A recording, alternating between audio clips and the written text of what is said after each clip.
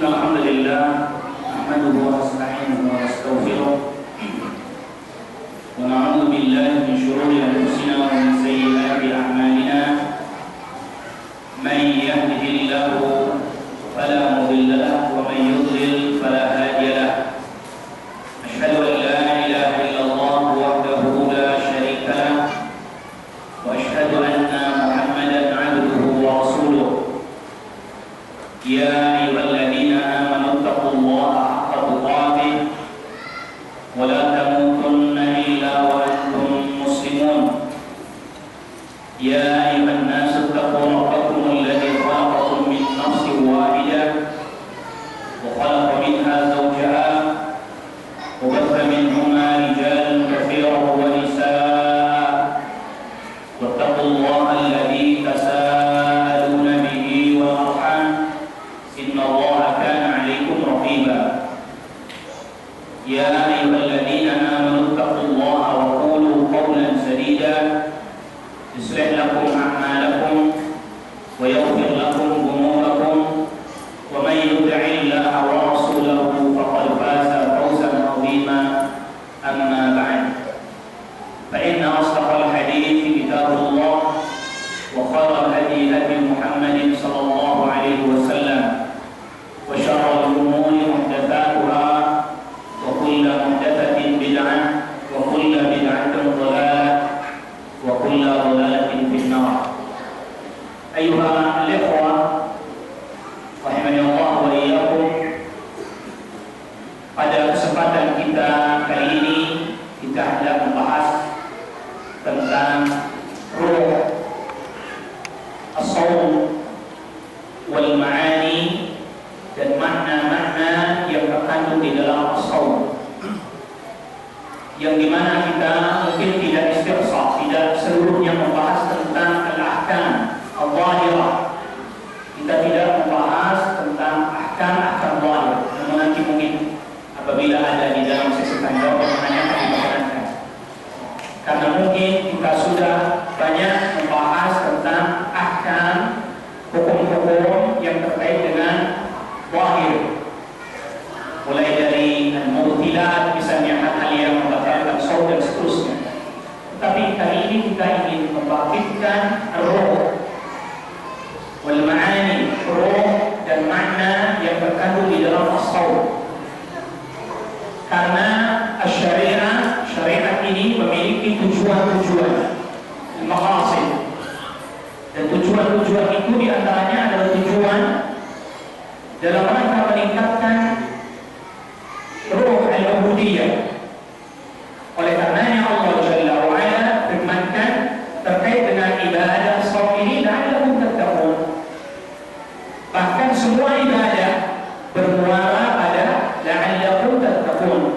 Ya ayyuhan nasu u'budu rabbakum alladzi khalaqakum wal ladzina min qablikum la'allakum tattaqun. Wahai manusia, beribadahlah kalian kepada Rabb kalian yang menciptakan kalian dan orang-orang sebelum kalian, la'allakum tattaqun. Semua ibadah memiliki muara, memiliki tujuan at-taqwa.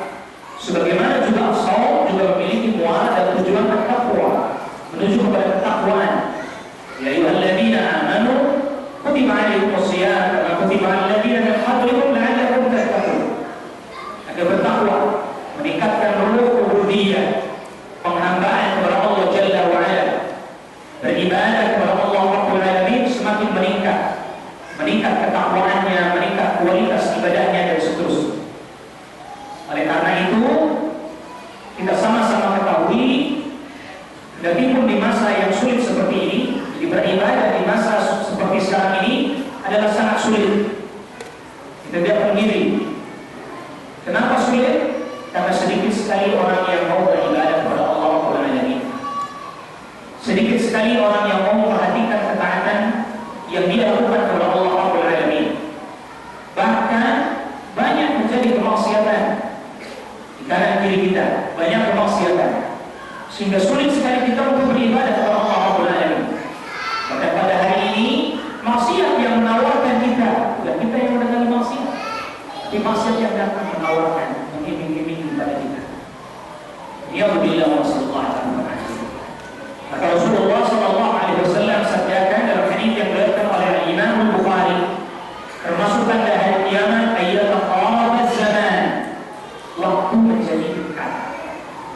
Di antara para ulama ada yang mengartikan waktu menjadi dekat adalah bihabul barakah fil awqat, hilangnya keberkahan waktu, sehingga waktu terasa cepat gitu. Baru saja kita meninggalkan bulan Ramadan, tapi sesaat lagi ke depan kita sudah memasuki bulan Ramadan. Tapi tahukah kita waktu-waktu yang berlalu, rentang waktu antara satu Ramadan yang lain begitu cepat, habis berapa? Habis berketaatan kepada Allah Rabbul Alamin, habis beribadah kepada Allah Jalla wa'ala. Tidak, kebanyakan dihabiskan untuk kemaksiatan waliyadzubillah sallallahu alaihi wasallam. Bahkan setidaknya untuk hal-hal yang tidak bermanfaat. Habis waktunya habis untuk kesibukan ini, untuk kesibukan itu. Oleh karena itu selanjutnya Rasulullah SAW bersabda, wa iyyakusal amalnya berkurang, ketaatannya berkurang, wa yulqa asyuh, dan kemudian datang atau berubah kefikiran, kebakilan di mana-mana, wa yakthuru al-harj, dan banyak terjadi peperangan, pembunuhan, sebagaimana terjadi di beberapa negeri. Waliyadzubillah sallallahu alaihi wasallam. Banyak hilang keberkahan, ketaatan berkurang, lalu kemudian orang melaksanakan ketaatan mulai berkurang. Justru kemaksiatan yang ada di mana-mana, hampir setiap pelosok tempat terdapat kemaksiatan, hampir setiap waktu terdapat kemaksiatan. Ini termasuk tanda-tanda musuh kita, masalah fitnah. Oleh karena itu Rasulullah SAW janjikan keutamaan bagi mereka yang mau terus beribadah, dan janji Rasulullah SAW tentu janji yang tidak akan pernah meleset.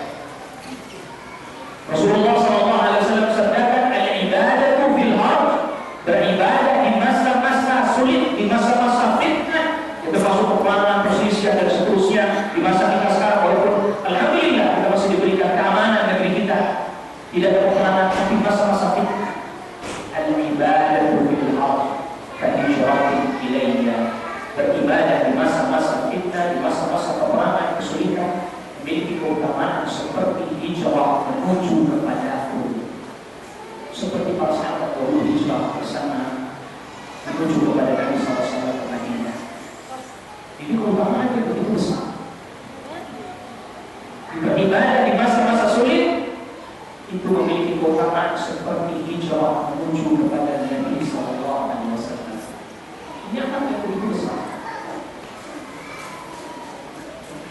Dikatakan berat umat ini, begitu berat.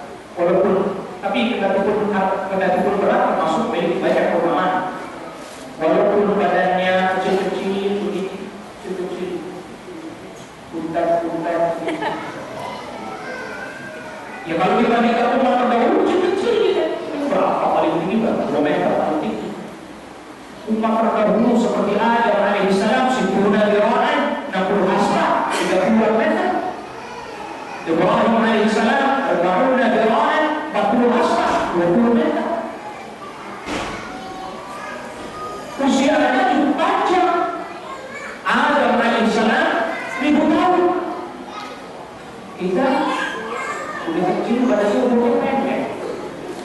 Sampai sinti wasabari, umurnya umatku antara 60 sampai 70. Badannya kecil, usianya pendek. Tapi tidak perlu berputus asa. Rasulullah SAW sabdakan, nahdul akhirun al-awwalun. Kita yang terakhir memang umat, tapi yang awal masuk surga. Maka Rasulullah SAW pernah katakan kepada para sahabat, arju an takunu thulutsa ahli jannah. Aku berharap kalian menjadi sepertiga penduduk surga. Naik lagi, itu selesai naik lagi. Arju an takunu nisfa ahli jannah. Aku berharap kalian separuh penduduk surga. Separuh surga itu isinya umat Nabi SAW. Subhanallah, nikmat yang begitu besar. Okay? walaupun di masa-masa sulit, tapi tentu masih akan tetap ada orang-orang yang terus beribadah kepada Allah Rabbul Alamin, istiqamah berada di atas sunnahnya, sunnah Nabi-Nya sallallahu alaihi wasallam, akan terus ada. La tazalu ta'ifatun min hadhihi al-ummah 'ala al-haqqi zahirin wa bil lafzi al-haqqi mansurin. Akan terus ada orang yang terus-menerus berada di atas kebenaran, mendapatkan pertolongan dari Allah terus-menerus di atas al-haq. Dan ini termasuk merupakan bagian daripada syariat dan sunnah Allah dan sunnah Allah. Bahwa syariat ini tidak akan sirna di muka bumi. Bahwa syariat tetap, walaupun tentunya akan semakin sedikit-sedikit, tapi tetap ada, gak hilang sama sekali. Tidak akan tidak sama sekali di muka bumi tidak, masih ada. Satu ketika Rasulullah SAW juga sabdakan, sebagaimana diriwayatkan oleh Imam At-Tirmidzi, Abu Dawud, dan Ibnu Majah, inna min wara'ikum ayyama, sesungguhnya di belakang kalian ada hari-hari as-sabru fihinna mithlul qabdi 'alal jamr, bersabar pada hari tersebut, bersabar dalam melaksanakan ketaatan, bersabar dalam meninggalkan kemaksiatan seperti menggenggam bara api. Lil-'amil fihinna ajru 50 rajulan ya'maluna mithla 'amalikum. Orang yang masih taat mau beramal saleh pada hari-hari tersebut, hari-hari yang penuh kesabaran tersebut, memiliki pahala seperti 50 orang yang beramal seperti amal kalian. Kata Abdullah bin Mubarak, salah seorang perawi hadis ini, beliau meriwayatkan dari banyak jalur dari gurunya. Ada tambahan dari jalur lain selain dari gurunya, yaitu Utbah. Abdullah bin Mubarak meriwayatkan dari Utbah. Dari jalur yang lain ada tambahan. Para sahabat bertanya kepada Rasulullah SAW, ya Rasulullah, ajru 50 minna aw minhum. Yang Anda maksud orang yang masih mau beramal saleh pada saat itu seperti pahala 50 orang yang beramal seperti amalan kalian, maksudnya itu kami, para sahabat, atau 50 orang dari kalangan mereka? Rasulullah SAW menjawab, bal ajru 50 minkum. Nah, pahala 50 orang dengan 50 orang sahabat. Ada orang di masa sekarang dia melaksanakan ibadah saum misalnya, itu mendapatkan pahala 50 orang sahabat yang saum sama dia. Gimana dengan hadis tentang keutamaan para sahabat yang tidak bisa dikejar keutamaannya walaupun dengan infak emas sebesar gunung Uhud? Jawabannya adalah, lihat hadis ini. Hadis, la tasubbu ashabi, jangan kalian mencaci maki para sahabatku. Itu bicara individu mereka, personal orang yang tidak akan pernah bisa kita saingi mereka dari sisi keutamaan mereka yang mereka lakukan. Ini orang kalau sudah utama, amal kecilnya jadi besar.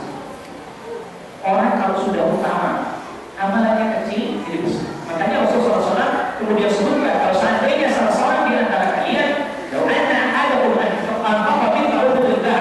kalau seandainya salah seorang di antara kalian menginfakkan emas sebesar gunung Uhud, maka tidak akan sampai kepada mulut mereka yang salah format satu pun mana nasibah, bahkan separuhnya juga tidak, karena sudah utama, orangnya sudah utama,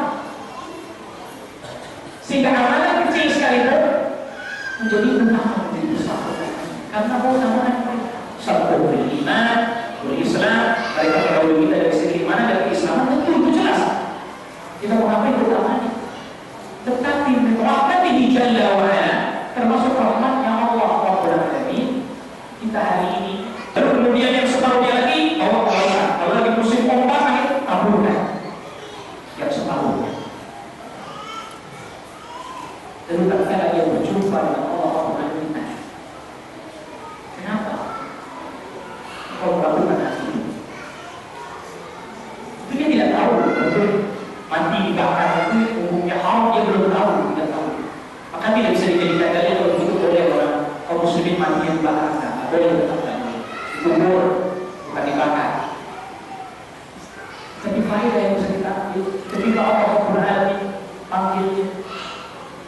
kemudian ditanya, mengapa engkau melakukan hal itu? Aku takut kepadamu ya Allah. Sehingga lebih baik aku menjadi pemimpinmu. Yang lalu kemudian Allah bisa. Pertanyaannya kemudian selanjutnya, sudahkah kita menjadi orang yang berharap seperti seorang racun tadi, berharap kalau Allah berada di pahala yang tidak ada yang dia harapkan kecuali hanya Allah Rabbul Alamin?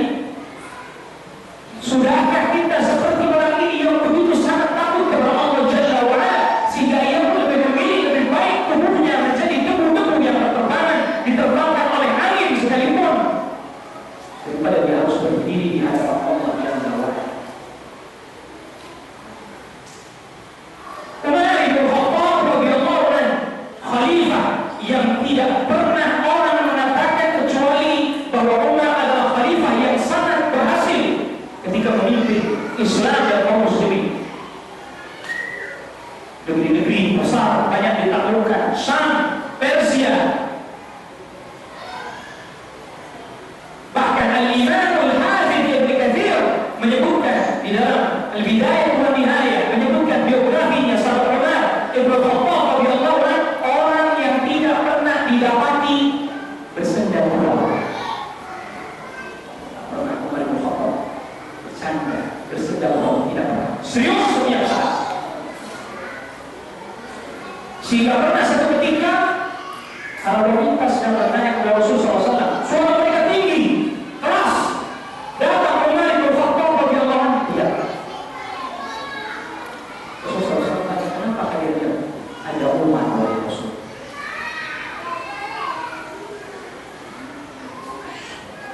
Dan ternyata ketika Umar Ibnu Khattab radhiyallahu anhu berdiri baina yaday Rabbih, berdiri dia salat di hadapan Allah Jalla wa'ala, Umar bin Khattab radhiyallahu anhu menjadi seorang hamba yang bahkan beliau pernah berkata, sungguh aku lebih memilih untuk menjadi debu-debu yang berterbangan dibandingkan aku harus berdiri di hadapan Allah Jalla wa'ala.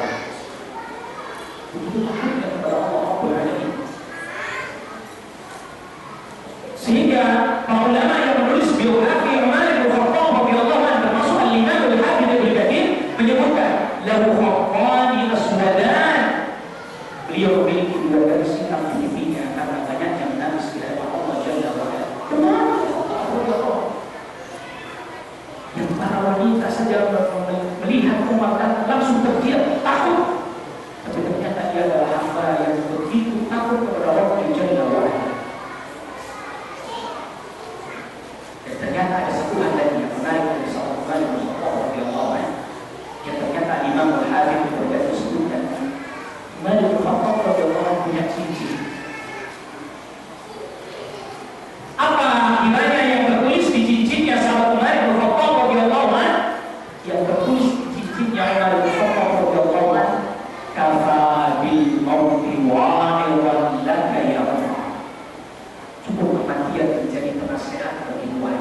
Cincin itu selalu melekat di tangannya Umar bin Khattab radhiyallahu anhu, yang selalu mengingatkan akan perpisahan terhadap kehidupan yaitu al-maut. Yang ternyata ini bisa membuat orang kemudian menjadi takut kepada Allah yang Jalla wa'ala. Maka kita dapati an-nusus wal adillah, nas-nas dan dalil yang memerintahkan kita akan perpisahan, akan kelezatan dan kenikmatan dunia. Akhiru min dzikri hadhihi al-ladzat. Pertanyaanlah dari mengingat sesuatu yang bisa menghancurkan kelezatan. Sehingga suatu ketika ada seseorang sedang salat.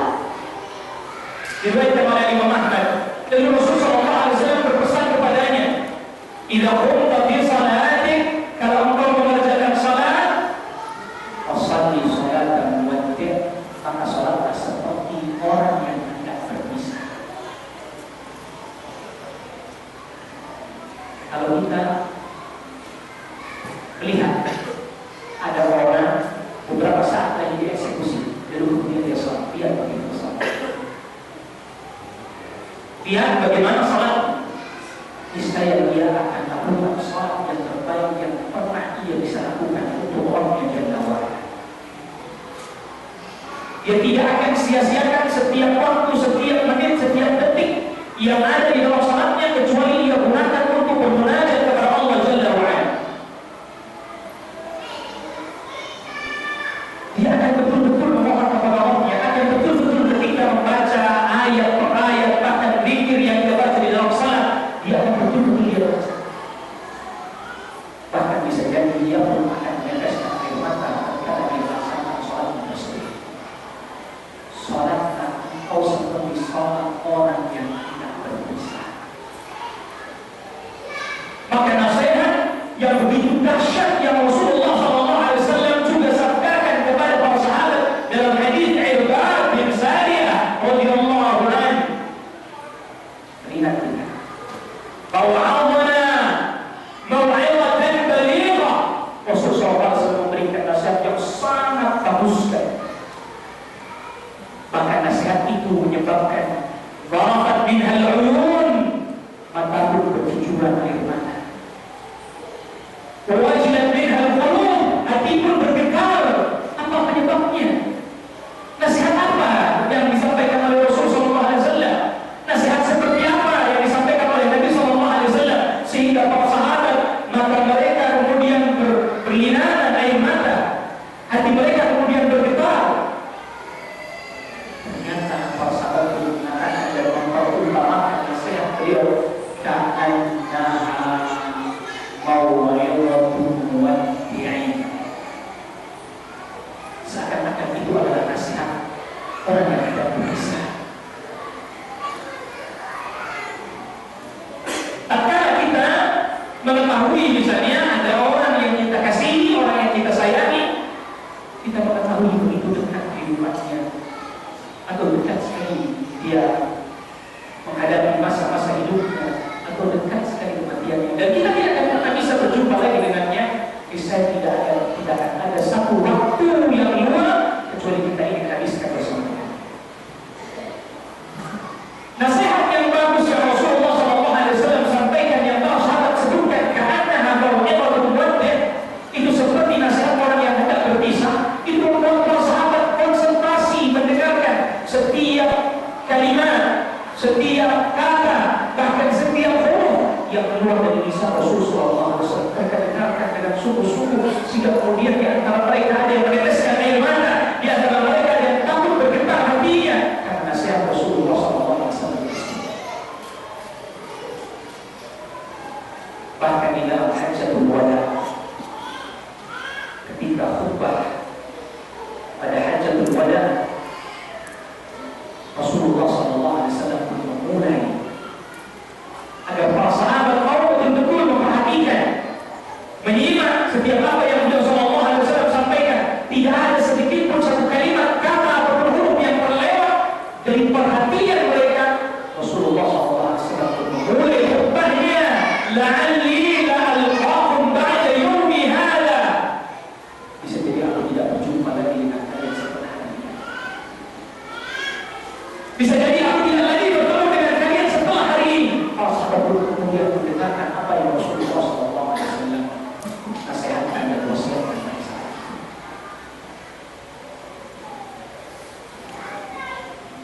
Saudara kaum muslimin yang dirahmati Allah wa iyyakum, maka ulul wada, di mana kita bisa jadi tidak bisa lagi berjumpa dengan Ramadan yang selanjutnya. Ketika itu hadir, ada di dalam hati, ada di dalam batin, tentu kita tidak akan pernah menyia-nyiakan setiap waktu yang Allah berikan kepada kita. Apalagi hikmah yang besar, keutamaan yang besar, faedah yang begitu besar, rahmah min Allah Jalla wa Ala kepada kita hambanya yang penuh dengan kesalahan, yang penuh dengan dosa. Tidaklah ada setiap waktu, setiap saat kecuali di dalamnya terselip kemaksiatan, terkandung di dalamnya dosa yang kita lakukan kepada Allah Jalla wa Ala, sadar ataupun tidak. Maka kemana kita termasuk rahmat Allah Rabbul Alamin didatangkanlah bulan Ramadan yang lalu kemudian terdapat di dalamnya penghapusan dosa. Lihat di dalam Al-Quran, setiap nama Allah yang berarti yang maha pengampun, yang maha menerima taubat, Al-Ghafur, At-Tawwab, mesti diiringi dengan Ar-Rahim.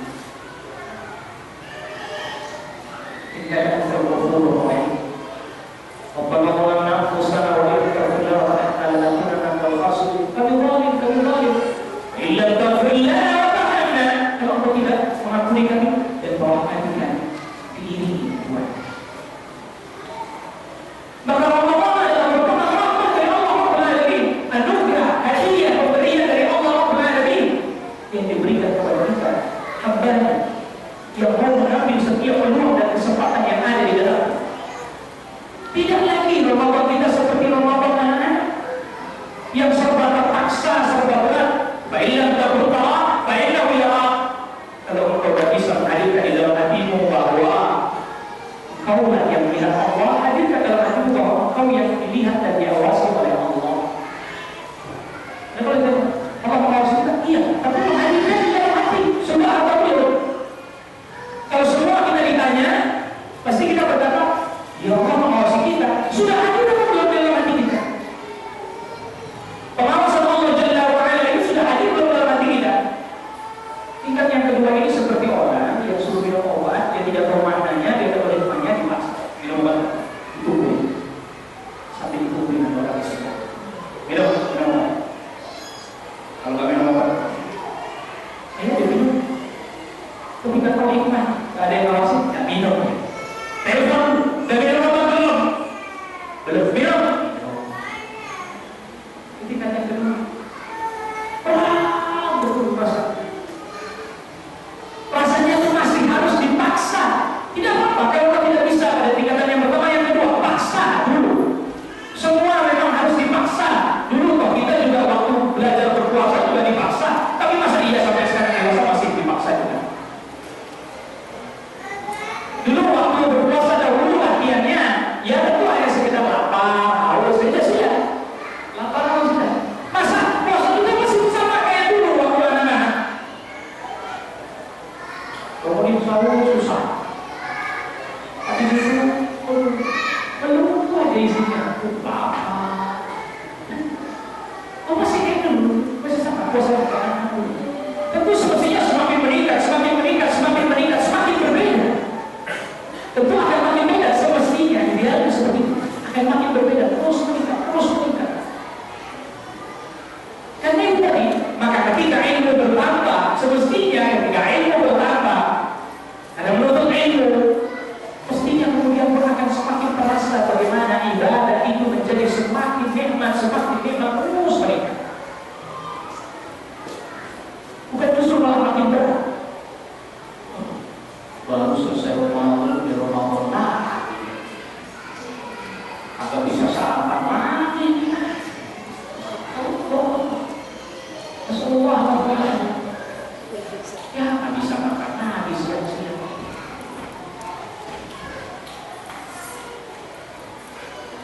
Itu berbeda ini antara yang pertama dan yang kedua. Yang pertama dia paham betul, mengerti betul.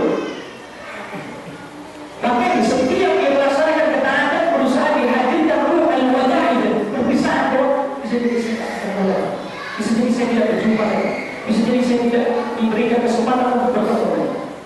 Imam Al-Habib Al-Wajah katakan bahwa ketika Allah mempertemukan seorang hamba dalam Ramadan, nikmatun azimah, nikmat yang besar yang tidak bisa digantikan dengan sesuatu apa, nikmat yang besar, kenikmatan yang luar biasa. Maka yang kedua yang ada di hadapan kita, yang ada di depan kita, apakah kita kemudian akan sia-siakan begitu saja? Perlu kita ketahui 6 hari hatam. Berarti kalau Ramadan 30 hari, 5 hari hatam. Tentu itu tidak menjadi kemudian wajib seperti itu, tapi bila begitu para sahabat besar pulang menjelang subuh untuk sahur, baru pulang. Tanya, apakah capek berpuasa? Tanya, apakah capek? Jawabannya capek. Capek, selalu bilang capek. Tapi karena kenikmatan gak terasa. Coba tanya sama orang yang satu hari berkeliling di mall, capek kan? Hah? Gak capek kan? Belum buka udah datang. Mau tutup sampai rusir Pak, mau tutup baru dia pulang. Kalau nggak ditutup juga nggak pulang.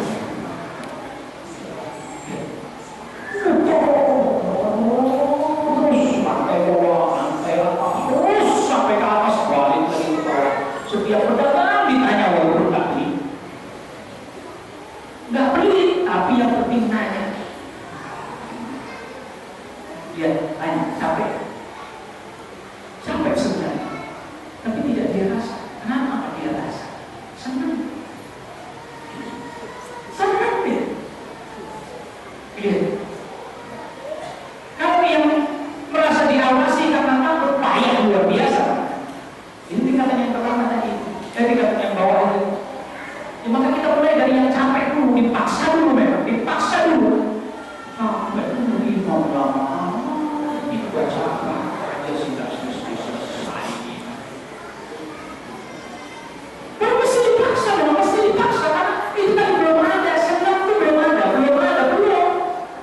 ada terasa senang gitu, tidak ada. Makanya nggak ada yang pernah ngisi biodata hobi sholat, itu nggak ada. Hobi sholat itu nggak ada. Hobi makan itu kan karena senang dulu. Dikerjakannya dengan senang hati gitu, senang hati gitu. Dan kalau memang masih yang tadi seakan-akan diawasi, aku udah pemilu nggak berhenti, nggak selesai. Sujud kamu sampai pusing saya sujud nggak mau juga imam ini, jangan-jangan imamnya ketiduran lagi.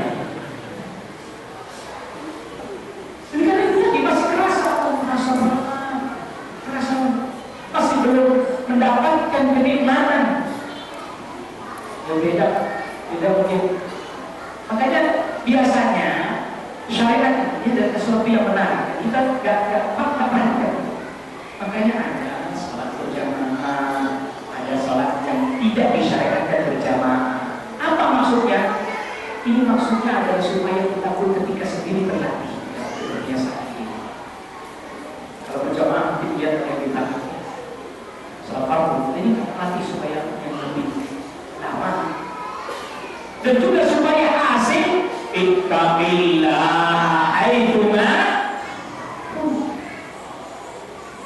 tetap Allah dimanapun, baik bareng-bareng berjamaah ataupun lagi sendirian. Makanya ibadah itu ada yang berjamaah, ada yang tidak disyariatkan berjamaah. Nggak semuanya jamaah. Ini nggak bisa ittaqillah haitsuma kan nantinya dia takwa sama Allah kalau ada temannya doang, sendirian agak biasanya berjamaah. Berdoanya biasanya kadang-kadang berjamaah sendirian, nggak pernah doa. Nah, kalau bisa doa sendirian tuh ada temannya.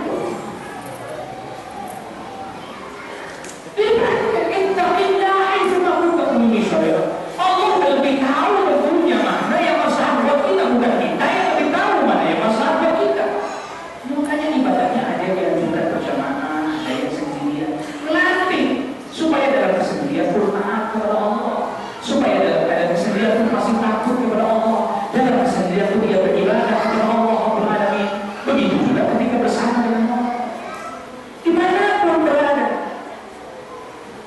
Jadi dilatih ini supaya terbiasa. Makanya kalau sahabat radhiyallahu anhum ajma'in tidak tiba-tiba mampu sholat tarawih imam baca satu sholat, nggak tiba-tiba, nggak mendadak, khusyuk mendadak ada. Itu perlu dilatih. Nggak ada yang namanya khusyuk mendadak. Makanya yang namanya mendadak aku mesti gampang hilang. Makanya juga nggak ada. Rame pertama, hari pertama, kedua, ketiga, belas kurang. Karena mendadak ke masjid, mendadak jamaah, biasanya nggak jamaah soalnya. Bisa mau mendadak semua instan pokoknya. Ini penyakit juga kan, pengennya serba mendadak semua. Tiba-tiba malam Ramadan mampu berdiri 100 ayat, mustahil. Ya pasti dilatih dulu. Kalau 20 ayat aja nggak sanggup, gimana mau 100 ayat? 10 ayat aja nggak sanggup, gimana mau 100 ayat? Itu bertahap. Kalau sahabat mereka bertahap, mereka itu di rumah udah biasa lama. Coba Rasulullah SAW pernah sholat zuhur. Sholat zuhur nih. Jamaah sahabat ada yang buang aja. Ya dia pergi untuk menunaikan ibadah. Dan Rasulullah SAW sabdakan, la salata bi hadratil Qur'an wa la huwa yudakul badan. Yang sahabat dalam keadaan zakat bapak keadaan sudah diindahkan atau dalam keadaan menahan tidak buat pergi kebaki, kira-kira kebaki buang aja, dia selesai. Habis itu balik lagi rakaat pertama masih.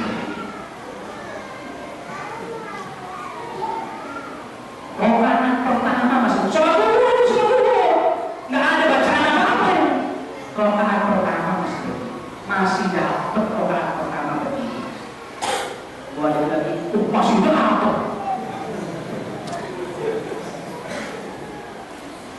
Masih. Coba, ini zaman sekarang begini, nggak ada orang sholat masih tidur.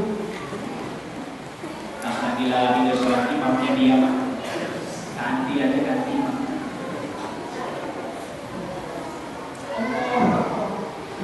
Sholat dulu, ini sholat dulu. Ya kalau sholat yang lain mungkin bacanya kedengeran. Orang oh iya bisa ganti imam. Sholat dulu. Orang buang aja, tuh selesai umur balik lagi masih begini. Pada ngapain ini? Tiduran kali itu kita kalau begitu ada ambruk.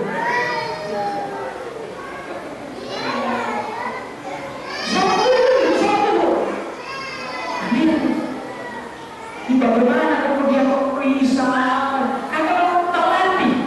dilatih. Ya kalau saya mau kita nggak pernah berusaha sholat lama misalnya sedikit, ya sudah isinya begitu.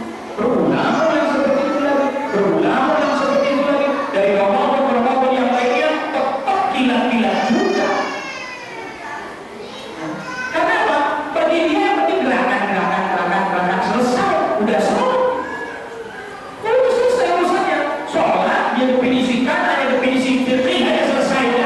Dimulai takbir, diakhiri dengan salam. Dah, kan dalam definisinya nggak ada tumaninah. Ada nggak? Kalau definisi dalam definisi tumaninah nggak ada kan? Ada, apa-apa. Jadi pokoknya mulai dari takbir salam selesai.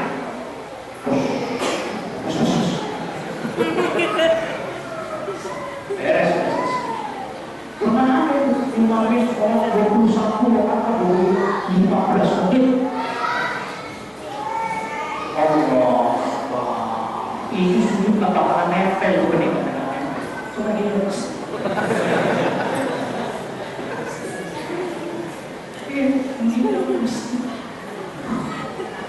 kenapa kok sholat udah apa? Udah dari kecil sholat. Gimana? Ya, udah diingatkan masih saja begini. Itu namanya nggak ada roh ibadah, itu nggak ada. Rohnya nggak ada. Apalagi kemudian mendengarkan bacaan tilawah Quran yang di dalam salat. Kalau kita ditanya, Rasulullah SAW pada usia itu kapan? Rasulullah SAW pada usia kapan? Mana? Lagi kapan?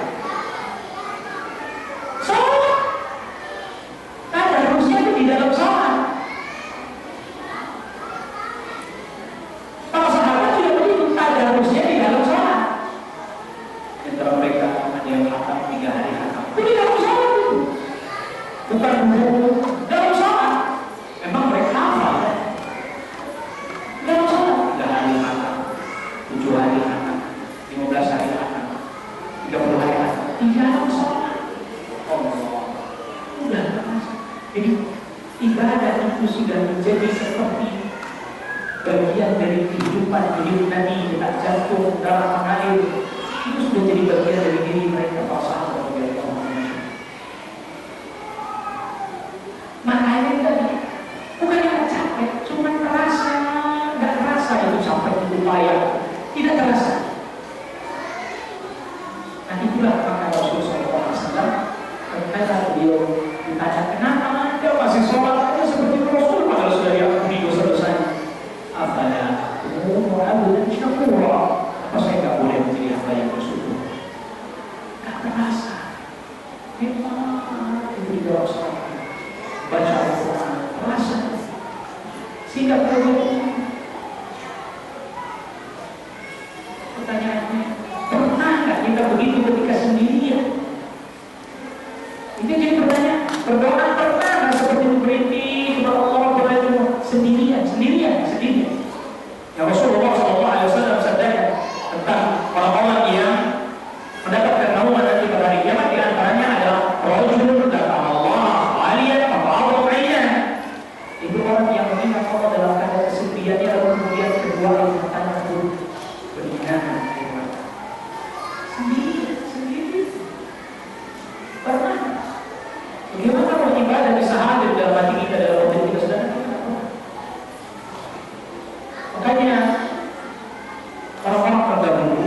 kasih salat terdahulu. Mereka paksakan diri mereka untuk melaksanakan ketaatan, untuk ibadah. Di antara mereka ada yang takut sekali ketika mendengarkan ayat Al-Quran. Itu karena begitu pekanya dan sensitifnya terhadap Al-Quran. Ali bin Fudail bin Iyad, putranya Fudail bin Iyad, ini dijuluki qatilul Quran, orang yang mati gara-gara Al-Quran. Makanya ayatnya seorang imam mengimami salat, itu kalau mengimami salat dia dulu di belakang ada anaknya. Oh, ada. Karena ada yang membaca ayat tentang neraka, tentang azab. Satu ketika ayatnya itu tidak ada. Dibaca ayat tentang azab, tidak tahu yang tiba-tiba tentang suara teriakan dan dia bersyukur berjalan. Setelah sholat dia ternyata ada berbahaya sendiri wajib untuk yang berbeda. Mati. Dengan Al-Quran ayat tentang azab mati. Takut luar biasa kepada Allah Subhanahu wa Ta'ala. Muhammad ibn Katsir membaca ayat tentang azab sakit. Lalu kemudian setelah berhari-hari sakit, sangat takut kepada Allah Ta'ala. Ada teman yang menjemput. Istrinya pun berkata, "Jemputlah temanmu, sahabatku, mudah-mudahan penyakitnya menjadi ringan karena aku menjemputnya." Kata orang ini Muhammad yang berkata, "Kenapa ada sakit? Aku baca firman Allah tentang azab." Dibaca. Dua-duanya nangis. Menangis dua-duanya sejadi-jadinya seharian. Apa kata istrinya? "Kedatanganmu aku berharap agar bisa meringankan penyakit suamiku, tapi kalau justru kau menambah berat penyakitnya."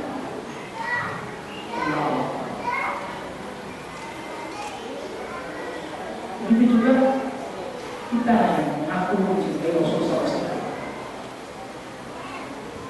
Kita baca hadis Nabi SAW ada perasaan itu muncul atau biasa saja lewat saja. Ayat dibacakan lewat saja, hadis dibacakan lewat saja. Nah, ada semangat yang tak boleh pinggir lagi. Dan sebenarnya sudah cukup, tak usah. Kenapa sudah cukup? Tak usah, karena siapa orang yang sholat bersama dengan imam sampai selesai sudah tercatat barunya seperti sholat sepanjang. Dulu ketika saya punya anak pertama menyusui ketika beliau Ramadan, pasti tidak sering puas karena bekerja.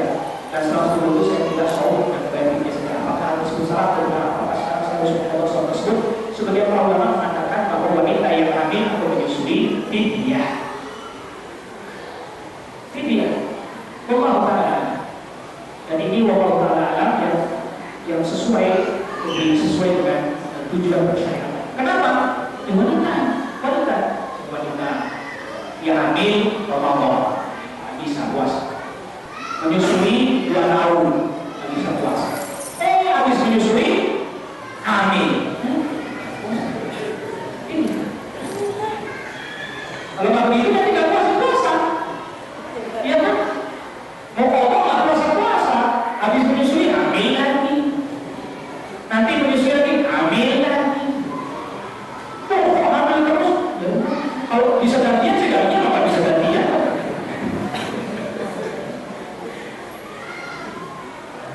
Ada yang begitu bilang, hampir terus capek. Ya udah, cari yang bantuin hamil. Kemana-mana aku cari bantuin hamil. Capek katanya dulu, ini capek makanya. Ya ada yang bantuin, Jadi gantian. Yang ini istirahat, yang ini hamil. Ya tentu istri harus sah. Boleh, kalau Allah nggak boleh, jangan. Harus sah nikah. Ya ini sama pertanyaan ibu hamil yang tidak mau berpuasa apa dilakukan? Apa yang dilakukan? Allah atau fidyah? Kalau alam fidyah. Bagaimana cara membayar fidyah? Apakah boleh dibayar 1 hari langsung? Boleh.